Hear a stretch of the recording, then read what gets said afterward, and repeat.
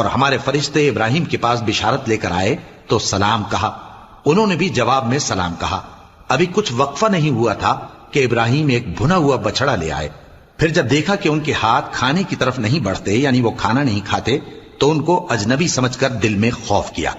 فرشتوں نے کہا کہ خوف نہ کیجیے، ہم قوم لوط کی طرف ان کے ہلاک کرنے کو بھیجے گئے ہیں۔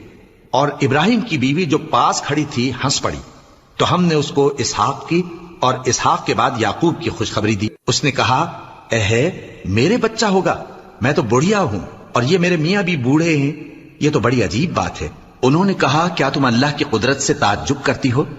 اے اہل بیت، تم پر اللہ کی رحمت اور اس کی برکتیں ہیں، وہ لائق تعریف ہے، بڑا ہے۔ پھر جب ابراہیم سے خوف جاتا رہا اور ان کو خوشخبری بھی مل گئی تو قوم لوط کے بارے میں لگے ہم سے بحث کرنے۔ بے شک ابراہیم بڑے تحمل والے، نرم دل اور رجوع کرنے والے تھے۔